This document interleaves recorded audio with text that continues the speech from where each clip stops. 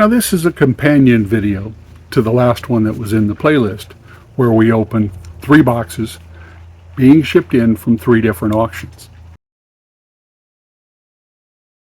This video is about the process of deciding which lots to bid on, how to do the research, how to look at the terms of the auction house, and whether or not you're likely to make a profit at the end. Because like throwing the dice or spinning the roulette wheel, it's about your chance to have a profit. And there are things you can do to improve your chances. Learn about your niche or niches. Make sure you look around and you pay attention to the small details like shipping costs and the terms of shipping if you're going to use online auctions that ship. In this one, we're going to do a deep dive on that 3rd box. We're going to watch the auction as it progressed. And you're going to see where this box came from that has the coffee cups and the Masonic fraternal items, the military items. And I'm going to let you in on my mindset. Because if you're going to bid on auctions, if you're going to source in general and be a reseller, mindset is important. You want to be winning. You want to make sure there's enough profit at the end after your effort. You've paid your bills. You've paid for that shipping because these all were shipped in, that you have the profit you want or need to sustain your business. Perhaps most valuable of all in this auction, you will see when I decide to stop. Not every lot has to be bid on. Just because it catches your eye, at the price it finally goes at the shipping it will cost you to have it sent in, it may not be a good fit for you. It's going to kind of be a behind-the-scenes look at how those boxes got here. It's also going to show you some examples of asking the right questions of the auction house, because their written terms were a little fuzzy. And if I'd actually had to abide by what it said in their terms, I would not have played in that auction. Right? So I actually checked in person. I've done that recently to 2 new auction houses I've been trying out.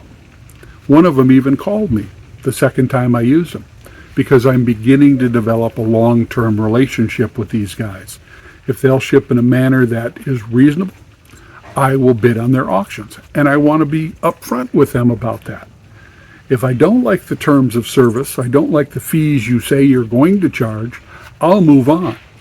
Because as I tell my son-in-law, there will always be another auction. And once you've watched a few of these, please tell me whether you enjoy this format where you see the screen recording of an actual auction. You'll be ready, you'll be prepared to ask the questions, to take a look at the lots, to evaluate your total cost, because the actual bid price is just one factor among the total cost of getting those lots to you. You've got your shipping costs, you've got your hammer fees, you've got your admin costs with the auction. You may have a subscription fee. If you go pick it up in person, you've got fuel and time. On Monday, I'll be driving down and doing a pickup for a commercial auction that's closer to me, and I'll be picking those up personally. But the auction was done online.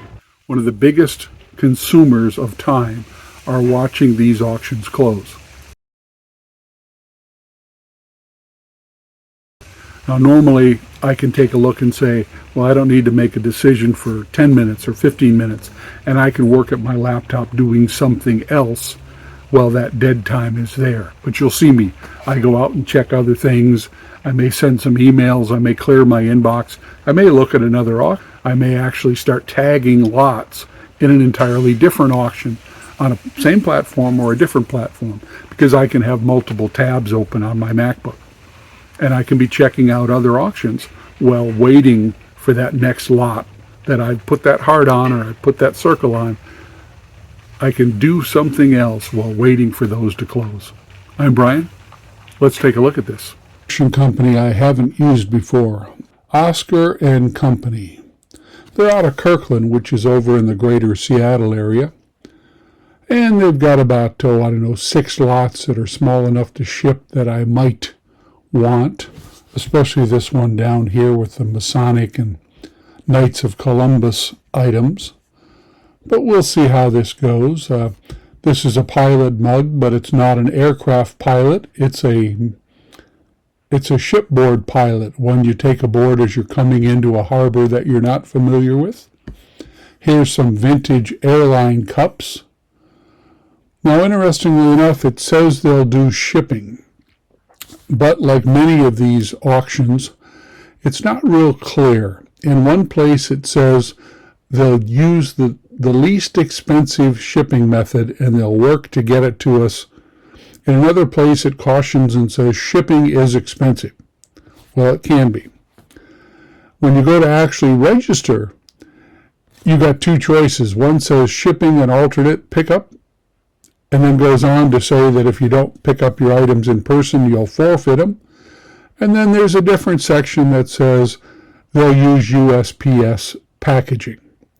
So again, it leaves you wondering exactly what it is you'd be getting. And because I haven't used them before, I'd be curious to find out. But we'll see where these lots go. This one looks like some Christmas ornaments from Hallmark. The price isn't too bad. The question is whether, if I ended up with shipping, if they would be charging me, say, a medium flat rate box just for this small group of ornaments. That would double my buy-in price, which is never a good thing. Coffee cups, same way. I could buy this group and this group for, say, $2 at the current prices.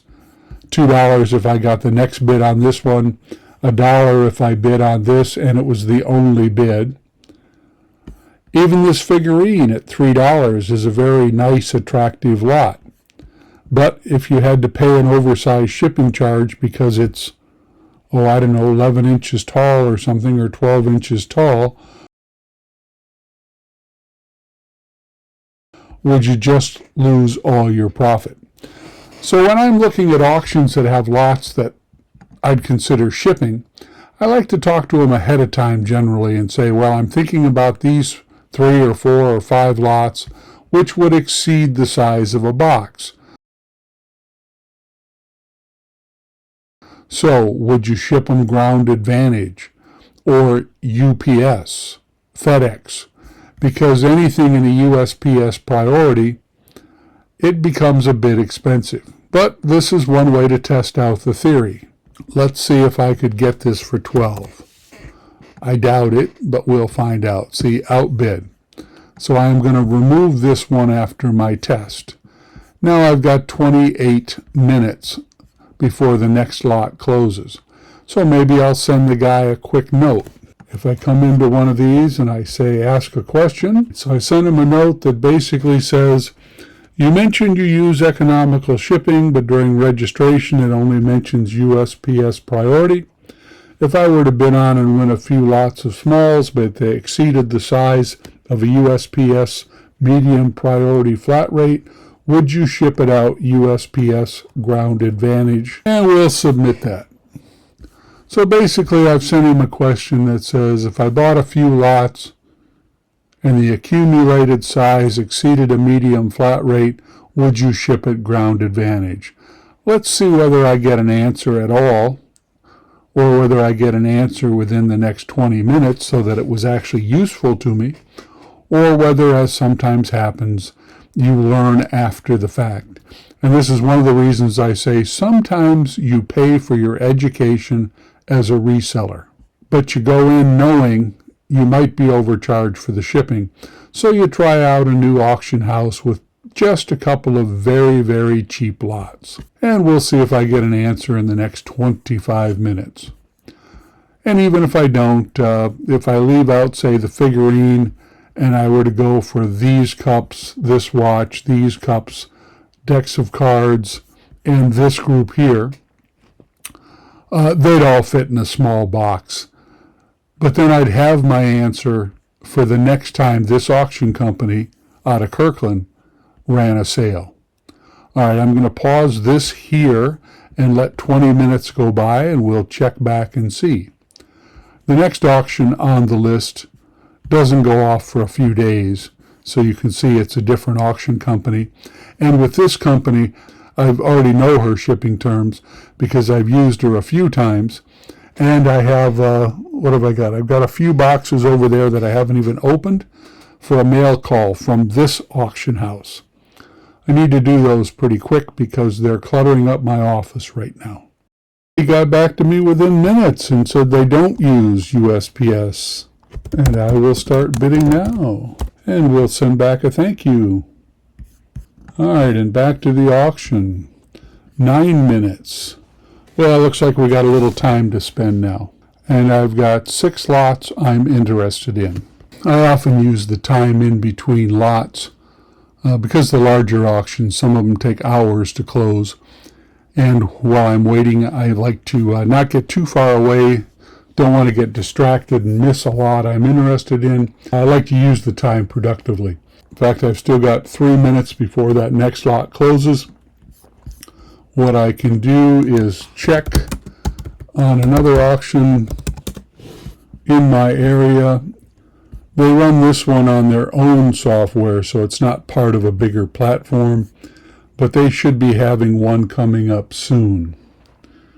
Oh, it's 6 days away from their next sale. So that's good to know. Doesn't look like they've posted it yet. Some auctions will put it up a day or two before the bidding is open, but it's good to know, so I keep this in mind. 7 minutes. While we're waiting, I'll go ahead and bid on this one. Don't want anybody else thinking they should throw in the $1 bid. So I put in a max bid of 3, and you see it registered me as the first $1 bid. This way, if somebody actually goes 2, they'll get shut down. They go 3, they'll get shut down. I like to use that technique because it will discourage some bidders, casual bidders. People who actually know the value of something. They've already done their research and they have it in their head as to what they're willing to bid to. So that doesn't really work on those people. Though on some platforms, as the bidding gets higher, the size of the increment gets higher, gets greater. So you can use that same idea. Say I put the bid in at 10, knowing that instead of $1 bids, as the bidding gets higher, the increment that you have to jump expands. So a person might be able to bid, $1, $2, $3, up to 10. But at 10, the bidding jumps to $2.50 a bid. Then it jumps to $5 a bid. So there are opportunities there. For instance, if I go up to $10, even though the bidding is sitting at 2 or 3, that next person, once they want to exceed my bid, has to start jumping in larger increments. All right, now I believe this software has its snipe set point at 4 minutes, so I like to wait till about the 5-minute mark to do my bidding. And let's see, now I'll do the same thing. I'll jump to 6, because a lot of people seem to bid on even increments. I like to bid, you can see it here, I like to bid on 6, 11, 9. So there you go. We'll see how we are now. Now there's 22 minutes before this next lot closes. So that means I've got 17 minutes to kill. This one will close in 5. This one will close 17 minutes later. So I got to find something to do for 22 minutes. Then the rest of these all close fairly quickly. 21, 26, 28, 28. These two close the same minute, and of course down here at 38, 10 minutes later. So as long as we've got some time, let's take a look here. You've probably seen me do this many times, but Google Lens is now built right into my laptop's options. So by doing this, and now you get an AI response. So the AI is now giving you an opinion, whereas it used to just give you links to places this item, a similar item, was. Right here it says Royal Dalton Patricia figurine new in the box, $250 for this item. And it looks like the same Royal Dalton doll. If we weren't sure, we could back out of it here, come over and look and see if there's a number. There it is right there. HN3365 1993 modeled by whoever this person was. I have no idea. Copyright 1992 Royal Dalton.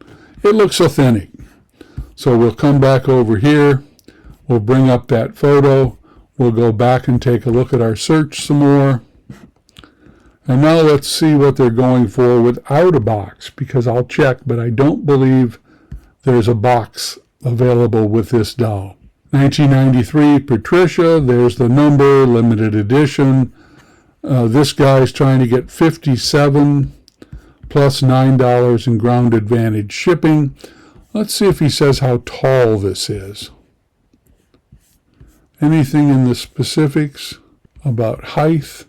I'm always surprised when people don't put something as basic as either a ruler or state what the height is.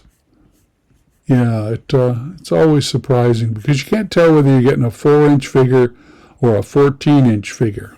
Let's see if they put it next to a ruler anywhere in here. That looks the same as ours, so I'd say this person's trying to get 57.50. We'll come down here a little more. Here's one on Etsy, different platform. This person's trying to get or achieved $144.49, or they're running a sale. I guess on Etsy the green simply means it's on sale, not that it actually sold at a reduced price. Does this one include the box? Says it's a large size, but again, doesn't bother to tell us how large.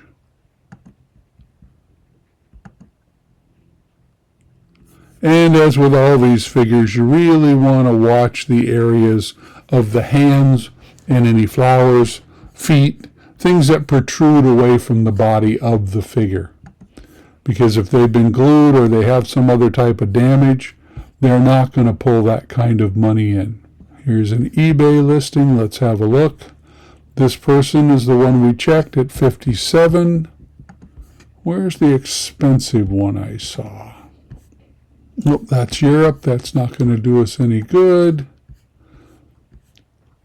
We could get a title off it, but we don't really need a title to do this search. Oh, we're 47 seconds away from closing, because all we really have to do with an item that has some comparisons is to come in here and copy it and then go over to one of our eBay tabs, put this title in,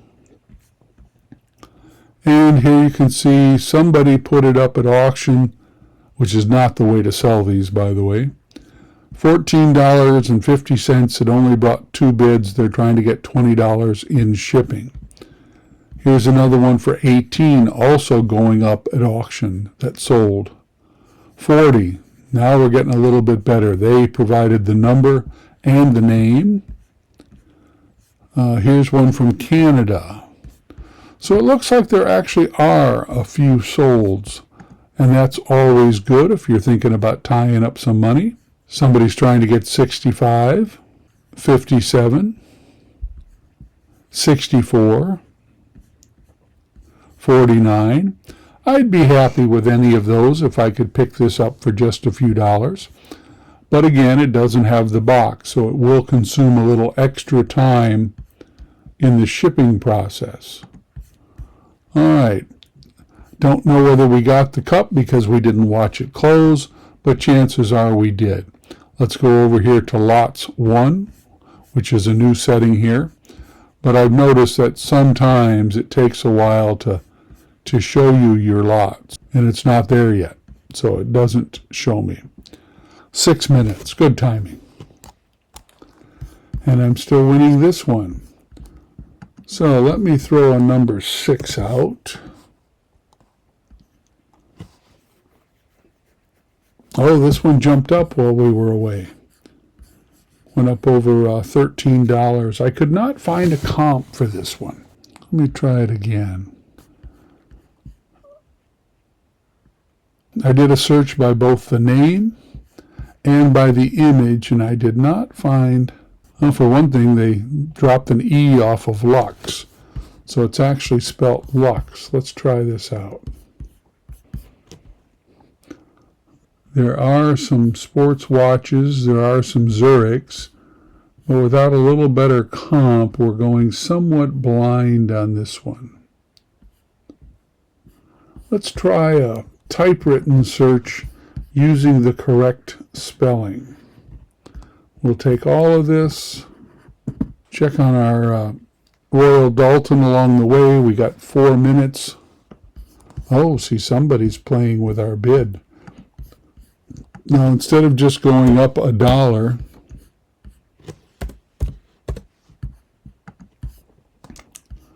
we'll jump it a bit and see if we can discourage them.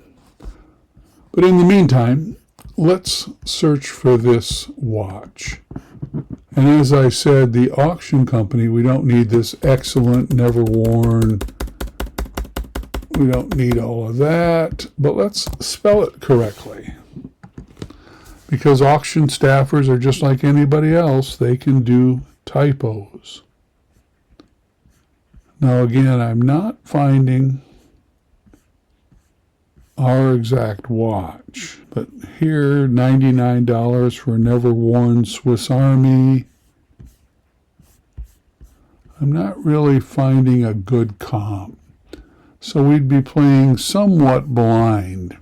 Once we had it in our possession, of course, we could look the packaging over, any paperwork, we could look the box over, and we could try to figure out more about the specific model.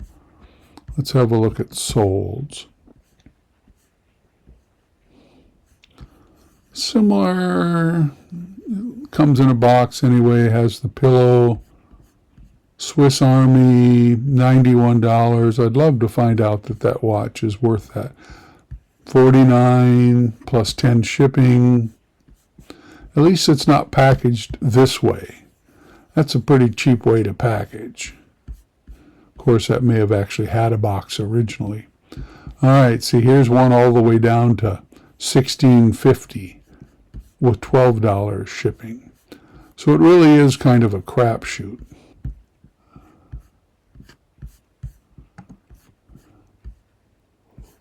Let's hit refresh. Oh, look at that. See, I was outbid. And now this is probably going to take me, it may make me do $12.50. It may take an interim bid.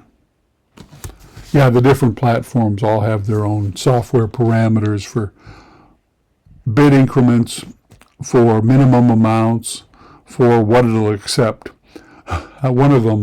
One of the auction companies, as long as you go up above what the minimum is, you can put in numbers like $13.72.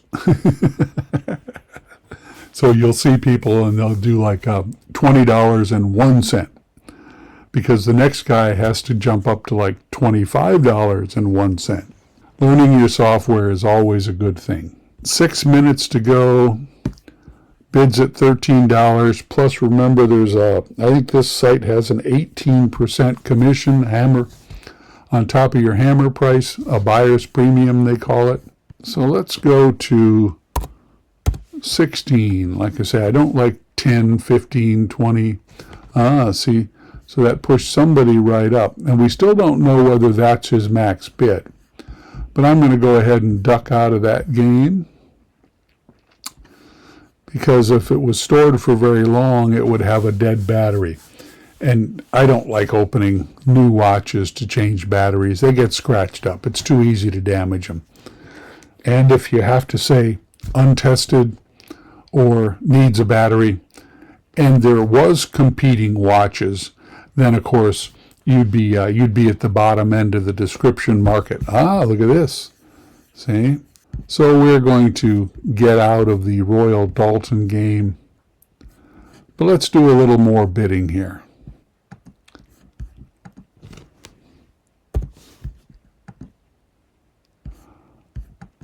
And I'll show you what I just bid on. Here's a Heroes of Rock and Roll. Hero Decks, Rock and Roll. I would put this one up separately. I would probably put these two up together. This one has a little bit of value. This one's only worth $1 or $2. So I would put these two 007 decks up together. And they show you a little bit about them. They show you the backs. Let's see if they've got a price tag. Nope. These are tags from being in some inventory. These might even be Amazon tags.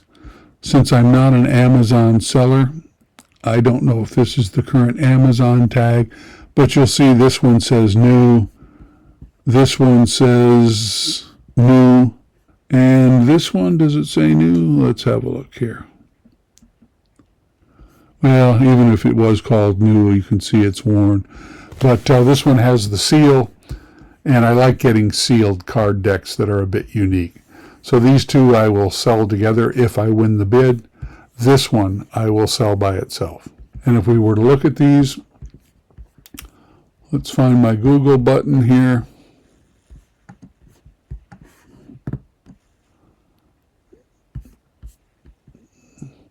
eBay Hero Decks. Canadian, that won't help me with our search. Let's see, I don't want a Canadian. Let's see if this one, here we go. I don't know if there are any solds at that price, but let's have a look. Hero Decks, Heroes of Rock and Roll. We'll steal the title. I think it's actually 2 words, not 1. It may not matter for the search engine, but let's do this. $24.95, $20 plus shipping. This one has $10 shipping for a deck of cards. All right, but let's do this. This is more realistic.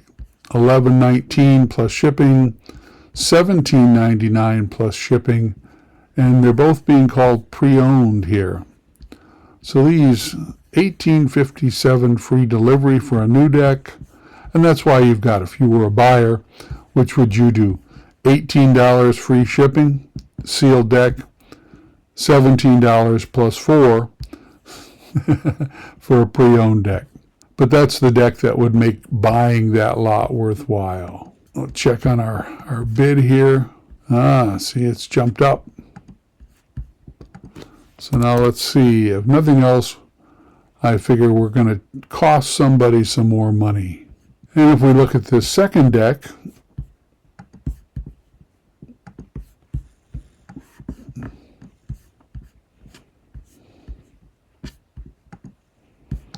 when I looked at the Hero deck on Amazon, it said sold out.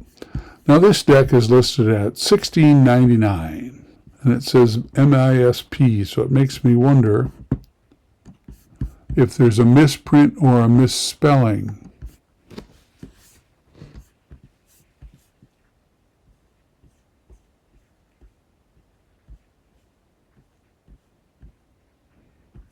I don't see one.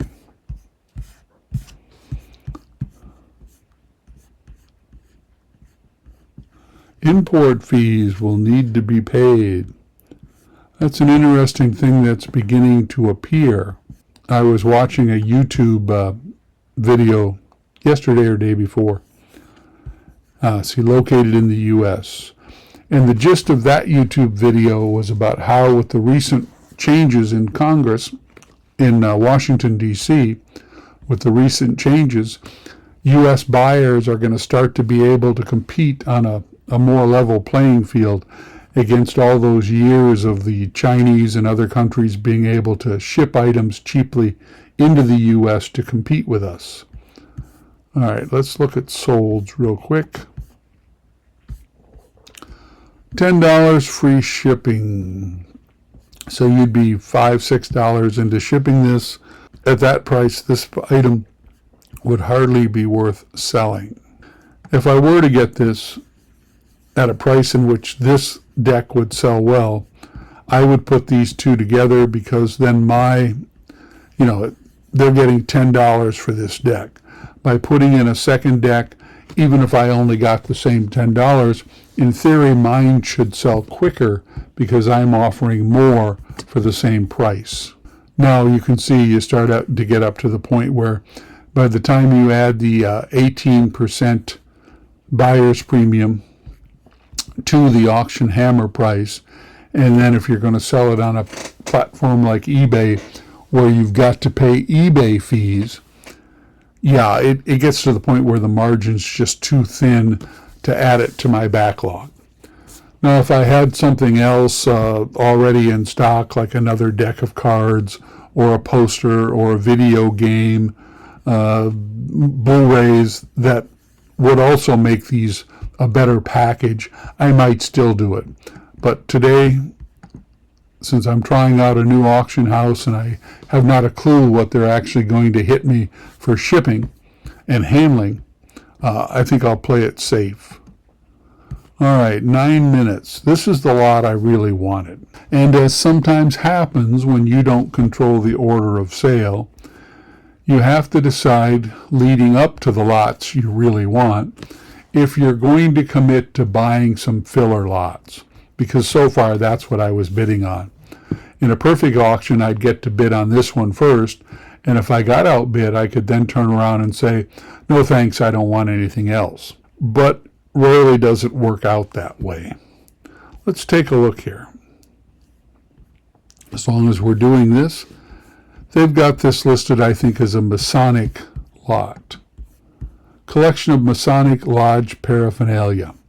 Well, that's somewhat accurate. And in the auction house's inaccuracy might be some profit. This one is a bolo tie, and it is Masonic. This one's a compass I don't recognize. It's a compass rose. This is a lieutenant commander or major's, and I would say probably a major because next to it here are some U.S. Army emblems. Couple of ties. Can't tell whether that's that is a Masonic sword tie. I've got one of these on the kitchen table right now. This one, I don't recognize the logo, but it looks either Canadian or from the UK. It's turned sideways too, so I don't know whether we can get a decent Google search off of that logo. No, it didn't come up. We can do it better once we get it here, if I get this. But here how you can see like the U.S. military logos here and here. So this is probably a major. Doesn't matter, it's the same device. TARETTES. Not sure what that pin is. But this one is the Knights of Columbus. This big sash with this. So that's not Masonic. It is fraternal, but not Masonic. Some cufflinks, but I don't recognize the logo. Interesting mix. That one looks like a snowflake pin. All right, 6 minutes. Time to get busy. Now for this one, because like I say, this is the one that made bidding worthwhile. So I just put in a max bid of $21 because I've got to pay for the shipping regardless. So I really want this lot because of the lots I've bid on, and it looks like I've won a couple of lots with cups already. This is the one that will cover the cost, get me a few interesting items, allow me to do some research and learn something. State University. So these look like university pins. Some of these others may be university pins. This one looks like an Olympic pin. I'm still not sure about this. This looks like two Masonic sword tie tacks. I like this bolo. This one looks like a mismatched cufflink, a stick pin. Don't know if there's a logo on the other side or not. Here's a medal. Again, I think that's Knights of Columbus. Here's an interesting piece of bling. It's Masonic. Tarettes. I wonder if that's the cheerleading squad for the Tar Heels. The Tarettes. Nebraska, I recognize that shape, even though I can't quite read it. That could also be Tar Heels. I see the crescent moon here, so this is probably the back of another Masonic pin. Yeah, so this one's something of a mystery. This looks like a U.S. Army service pin. They give them out to the civilians for the number of years of service, 5 years, 10 years, 20 years, and I sell those. The Tarettes, I wonder, that's as big as I can enlarge that. If I really wanted to, I suppose I could take a picture of it and then enlarge my photo. Tarettes is the plural form of Tarette. Good to know. So much for the AI. It's not explicitly clear. Let me copy that spelling as long as I'm here. Now we'll check in and see whether I'm winning. 3 minutes to go. And that's the last lot of interest. But as long as I'm here, let's see what it comes up with if we search this way. Oh, we got Tourette's. That's not quite what I'm looking for. A cheerleader with Tourette syndrome. Yeah, that's not quite what I'm looking for. It has a problem with Tourette's. Let's just try Tar Heel cheerleader and see if we get it the other way. The Tar Heel cheerleading team, University of North Carolina, is called what? Support the Tar Heels. Okay, we know that. What do they call? They call them the Tar Heel cheerleading squad.